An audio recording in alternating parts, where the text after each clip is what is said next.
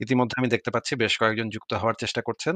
আ তাদেরকে যুক্ত করার আগে আমি সংশয়.com এর যে জ্ঞানকোষ পাতাটা সেটা একটু আপনাদেরকে দেখিয়ে দেই। কয়েকটা নতুন ছোট, ছোট লেখা এসছে। আ যেই জিনিসগুলা পড়তে পারেন যারা এই বিষয়ে আগ্রহী তারা দেখতে পারেন, পড়তে পারেন। আমার মনে হয় যে লেখাগুলা আপনাদের জন্য আ আপনাদের চিন্তার একটা নতুন দিক খুলতে পারে। যদি আপনারা সেই জিনিসগুলো পড়েন। আমি আপনাদেরকে দেখাচ্ছি। যদি আপনারা আ সংশয়.com এ জ্ঞানকোষ পাতাটাতে ঢোকেন তাহলে আপনারা দেখতে পাবেন যে এখানে দার্শনিক সমস্যাবলী কয়েকটা একটা সেকশন আছে। এই যে এই ডান দিকে দেখেন দার্শনিক সমস্যাবলী, ঈশ্বরের পাথর উত্তোলন সমস্যা, তারপর হচ্ছে এপিকুরাসের যে প্যারাডক্স সেটা, তারপরে যুক্তির মাইক্রোস্কোপে প্যাসকেলের বাজি, যৌক্তিক দ্বন্দ্ব, আল্লাহ ন্যায় বিচারক এবং অসীম করুণাময় এই ২ টা একই সাথে হওয়া সম্ভব কিনা? তারপরে হচ্ছে আল্লাহ অসীম করুণাময় যৌক্তিকভাবে একটা অবাস্তব ধারণা। এটা অসীম করুণাময় যৌক্তিকভাবে হওয়া সম্ভব না। অসীমতার সাথে একটা কনফ্লিক্ট আছে। আপনারা পড়ে দেখতে পারেন। পরেরটা হচ্ছে ভবিষ্যৎ জ্ঞান এবং সর্বশক্তিমত্তার সংঘাত। এটাও ইম্পোর্টেন্ট জানাটা। আ আল্লাহর জীবনের উদ্দেশ্য কি? সেটাও একটা ইম্পোর্টেন্ট বিষয়। আল্লাহ যে আছে, আল্লাহ যে অস্তিত্বশীল, আল্লাহর অস্তিত্বের উদ্দেশ্যটা কি? বিভিন্ন মুমিনরা আমাদেরকে জিজ্ঞেস করে যে, আমাদের জীবনের উদ্দেশ্য কি? আমরাও তো এটা একইভাবে জিজ্ঞেস করতে পারি যে, আল্লাহর অস্তিত্বের উদ্দেশ্যটা কি? উদ্দেশ্যহীন তার অস্তিত্বের কি কোনো উদ্দেশ্য নাই? তাহলে তো তার একটা উদ্দেশ্যহীন জীবন। তাহলে তো তার একটা উদ্দেশ্যহীন অস্তিত্ব। হুম? আল্লাহও কি পরকালে জান্নাত পাবে? আল্লাহর কি মরার পরে সে আরেকটা তারটাও কি পরীক্ষা? তারও কি ভবিষ্যতে তার জন্য কিছু অপেক্ষা করছে? যদি অপেক্ষা না করে তাহলে আল্লাহর জীবনের উদ্দেশ্যটা কি থাকে? তারপরে কোরআন কি আল্লাহর সৃষ্টি নাকি সিফাত? সেটা নিয়ে একটা আ আলোচনা। আ ইসলামের আকীদাগত বিষয়গুলো কি মেটাফিজিক্যাল নাকি এটার বাস্তবে অস্তিত্ব আছে? মার্কসের যে ইহুদি প্রশ্নে যেই প্রবন্ধটা মার্কস লিখেছিলেন সেই বিষয়ে। আ স্পিনোজার ঈশ্বর কাকে বলে? আল্লাহর হও নির্দেশ সম্পর্কিত জটিলতা। এই যেমন ধরেন হও নির্দেশ সম্পর্কিত জটিলতা এটার ভিতরে যেটা আছে যে আল্লাহ যে হও বলছে সেই কমান্ডটা কে শুনছে এবং কে সেই জিনিসটাকে ইমপ্লিমেন্ট করছে। কে সেই জিনিসটাকে বাস্তবে রূপ দিচ্ছে। আল্লাহ তো একটা কমান্ড করছে, তাই না? কমান্ড থাকলে কমান্ডের একটা যেমন ধরেন আমি একটা ভয়েস কমান্ড দিলাম। ভয়েস কমান্ড দিলে সেই ভয়েস কমান্ডের একটা রিসেপ্টর থাকবে এবং সেটাকে ইমপ্লিমেন্ট করার জন্য একটা প্রসিডিউর থাকবে। আল্লাহ যে হও বলছে সেটা কে শুনছে এবং সে সেই মানে কে এটা শুনে সেই জিনিসটাকে বুঝে, সেই আল্লাহ আসলে কি চাচ্ছে সেটা বুঝে সেটাকে ইমপ্লিমেন্ট করছে, সেটাকে বাস্তবে রূপ দিচ্ছে। সেটা তো একটা খুবই ইম্পোর্টেন্ট কোয়েশ্চেন হয়ে দাঁড়ায় যে, এই যে হওয়া বলার সাথে, সাথেই যে এটা করে ফেলছে, কে করছে এটা? কিভাবে এটা হচ্ছে? তারপরে যেমন ধরেন সর্বজ্ঞানী হওয়ার মারাত্মক সমস্যা। সর্বজ্ঞানী হওয়াটা একটা মারাত্মক এটা একটা দার্শনিক অভিশাপ। আমি যেটা মনে করি যে সর্বজ্ঞানী হওয়াটা হচ্ছে একটা দার্শনিক অভিশাপ। কারণ একজন মানুষ যদি সর্বজ্ঞানী হয় তাহলে তার সমস্ত কিছু পুঙ্খানুপুঙ্খভাবে জানা থাকতে হবে।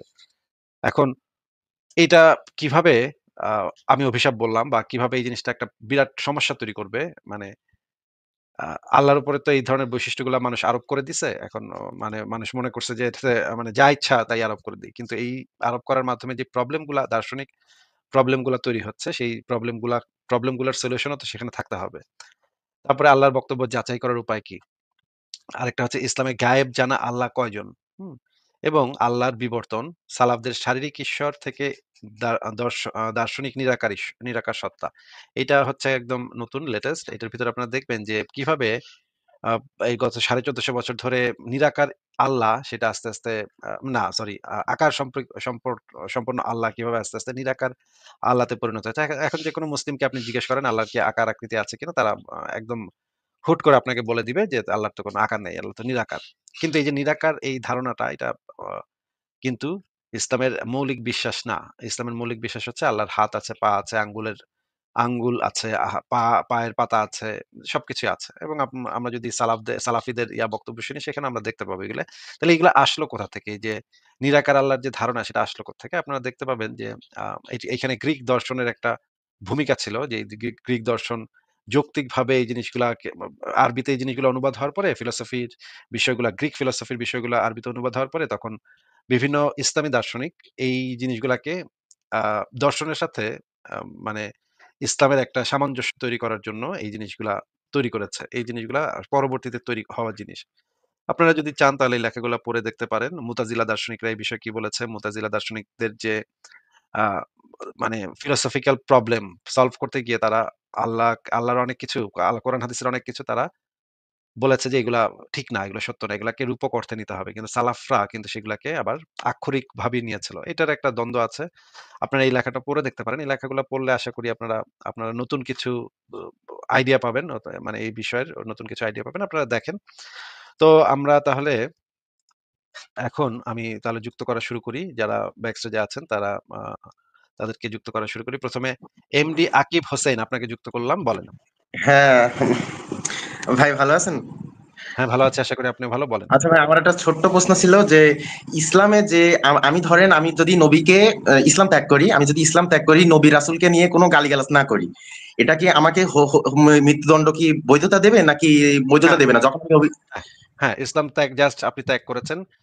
এটা যদি আপনি প্রকাশ করেন, যদি মনে, মনে রাখেন হ্যাঁ, তাহলে তো আর কেউ জানতে পারছে না। কিন্তু যদি আপনি হ্যাঁ, মুখে কোনো প্রকাশ করে ফেলেন যে আপনি ইসলাম বিশ্বাস করেন না বা শুধু ইসলাম না, ইসলামের কোনো একটা বিষয় আপনি বিশ্বাস করেন না।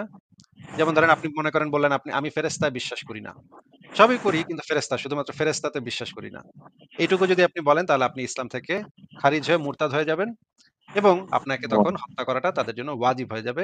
একজন আপনাকে আমাকে বলছিল যে এ, ইসলাম ধর্মে ইসলাম ত্যাগ করলে তাকে কেউ মারে না, কিন্তু যদি নবীকে নিয়ে কোনো কটূক্তি বা সমালোচনা করি তখন তাকে মারতে হয়। এটা তো ভুল জি, তাহলে? এই অবশ্যই ভুল। এটা কি আপনাকে কোনো দলিল দেখিয়েছে তারা? যে না এই না, এই দলিল দেখিনি, দলিল দেখিনি। দলিল না দেখালে তো আমি ভাই একটা হবে না। সংশয়টার সময় দেখছি, আমি এটা দেখছিলাম, আমি আর জাস্ট জানার জন্য আমি একটু আসছি। আচ্ছা হ্যাঁ, ঠিক এই আছে। বিষয়ে এই বিষয়ে মানে মুমিনদের মধ্যে একজন মানে লেখক এবং বক্তা আছে যার নাম হচ্ছে মুশফিক মিনার। তার নাম তো শুনেছেন, তাই না? হ্যাঁ হ্যাঁ। মুশফিক মিনারের বক্তব্য আপনি যদি চান তাহলে আমি বাজায় শোনাতে পারি যে মুশফিক মিনার এই বিষয়ে কি বলেছে। আপনি কি আচ্ছা শুনবেন? দেখেন একটু। আচ্ছা। ঠিক আছে, তাহলে আমরা একটু দেখি মুশফিক মিনার এই বিষয়ে মুশফিক মিনারকে এই জিনিসটা জিজ্ঞেস করা হয়েছিল এবং মুশফিক মিনার তো অনেক সময় সত্য কথাই বইলা দেয়। এই কারণে তাকে তার দ্বীনি মুমিন ভাইরা গালিগালাজও করে যে সে কেন এত সত্য কথা গিয়ে নাস্তিকদের লাইভে গিয়ে বইলা আসে। এতে নাকি তাদের সমস্যা হয়। আচ্ছা, আমরা একটু দেখি, এই ভিডিওটা একটু দেখি, আপনি একটু শোনেন, হ্যাঁ? আচ্ছা। আসসালামু জি, আলাইকুম। আসসালামু আলাইকুম সালাম। যুক্ত করার জন্য ধন্যবাদ। শোনা যাচ্ছে আমার কথা? জি, আপনার শোনা যাচ্ছে। আচ্ছা, আমার একটা প্রশ্ন ছিল। আ জি, বলেন।